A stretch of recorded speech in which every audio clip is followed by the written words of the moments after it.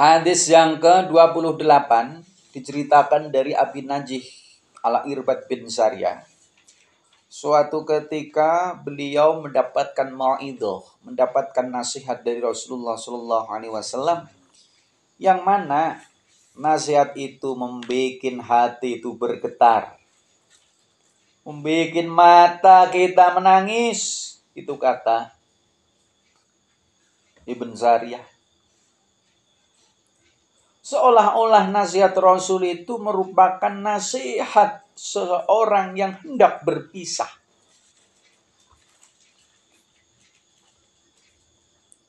Akhirnya kami katakan kepada beliau, "Ya Rasulullah, berilah wasiat kepada kami."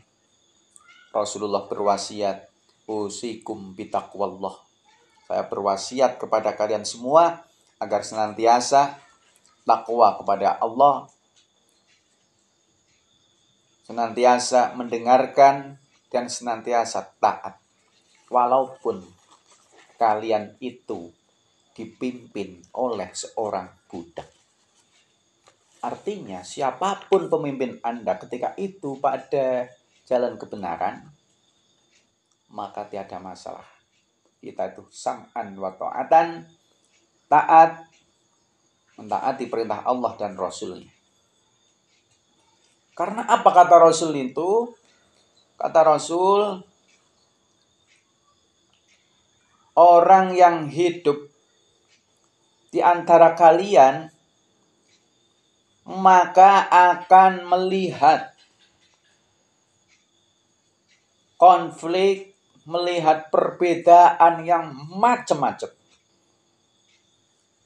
Ada ahli bid'ah dan lain sebagainya. Maka fa'alaikum bisunnati wa sunnatil khulafa'ir rasyidin, hendaklah kalian berpegang teguh dengan sunnahku, sunnah Nabi, dan sunnah khulafa'ur rasyidin yang diberi petunjuk semuanya. Peganglah sunnah itu seakan-akan engkau menggigit dengan gigi geraham kamu.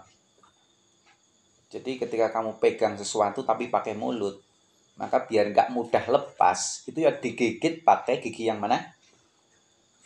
Gigi geraham. Dicokot nganggo untu seri, rompal untumu. Ini perintah Rasul, gigitlah sekuat tenaga memakai apa? Gigi geraham. Wahai sahabatku, takutlah dengan muhdatsatil umur. Ya. Suatu masalah yang diperbarui alias masalah bid'ah. Karena apa? Fa inna kulla bid'atin dolalah. Setiap kebid'ahan itu adalah kesesatan. Ini secara garis besarnya begitu. Walaupun nanti dalam usul fiqihnya kullu bid'atin dolalah itu ditahsis. Jadi ada bid'ah yang hasanah, bid'ah yang mandubah.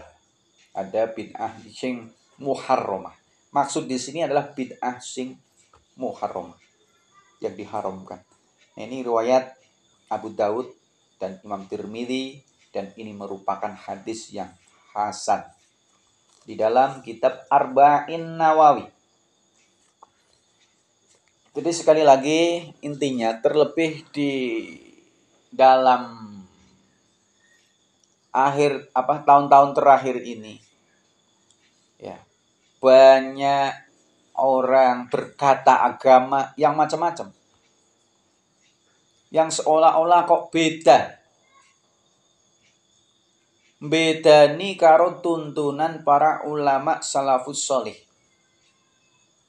Ya, sekarang yang hati-hati adalah ketika kita mendengarkan ucapan Panji Sumelang. Ya, kamu ketika buka berita sekarang itu Panji Sumelang, Panji Gumilang aslinya. Nah, itu sedang jadi topik trending. Nah, ini tadi saya baca di medsos, katanya santri salaf nanti tanggal 25 Juni hari Minggu akan diajak demo, ya, untuk membubarkan Pondok Al Zaitun di Indramayu. Menurut saya ini bagian daripada contoh ahlul bid'ah yang mana dalam melakukan ibadah itu digawe-gawe dewe sesuai dengan karepe wudele dewe. Itu ahli bid'ah, itu Panji Gumilang. Maka dari itu pada kesempatan kali ini saya ikut mensuarakan. Hati-hati ketika mau mondok, ketika mau nyantri, hati-hati. Banyak orang yang mengklaim punya pondok pesantren tapi isinya tidak sesuai ajaran Ahlus Sunnah wal Jamaah, apalagi An-Nahdiyah. Ajarannya pakai uteke dewi. Nah, banyak kontranya ya dengan masalah syariat sebagaimana apa yang telah disampaikan oleh para alim, para ulama. Wes intinya jangan lebar-lebar. Sampean hati-hati, jangan ikuti kata-kata dari Panji Gumilang. Orang gila di akhir zaman. Semoga diberi hidayah oleh Allah Subhanahu wa taala. Ya. Wes jangan terperinci-perinci lah, ya. Sampean sing hati-hati, tetap berpegang teguh pada sunnah. Pelajari Quran yang benar. Ya. Berdasarkan kitab-kitab sing muktabaroh yang biasa diajarkan di pondok-pondok pesantren. Jangan menafsiri Quran, jangan belajar Quran hanya modal terjemah kemudian kita mengambil kesimpulan sendiri. Manut aja sama ulama, manut sama ulama. Bukan kelas kita untuk menafsiri Quran, wis, gitu aja. Penak-penak manut ulama sudah istimbatul hukmi, menggali hukum dari dari sumbernya, dari Quran, hadis, asarus sahabah. Kita tinggal pakai, enak toh. Gak usah macem-macem gawe ajaran dewi. Jangan. Ini bahaya sekali. Ini yang merupakan dikhawatirkan oleh Kanjeng Nabi Muhammad SAW. Ikhtilafan katsira. Bukan sing ikhtilafu ummati rahmatun, tapi sing perbedaan sing bid'ah. Ini yang membahayakan buat akidah kita dan generasi kita selanjutnya.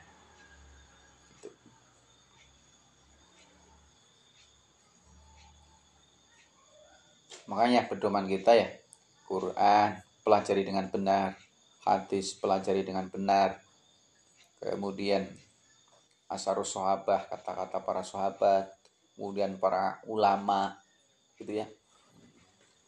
Udahlah, belajar itu jangan anti sama kitab turos ya, kitab-kitab seperti ini jangan anti. Ini yang tinggal pakai, orang mau mikir dewi, ya. Tinggal pakai, praktekkan. Ini syariat. Jangan mengada-ada memahami Quran dengan otaknya sendiri.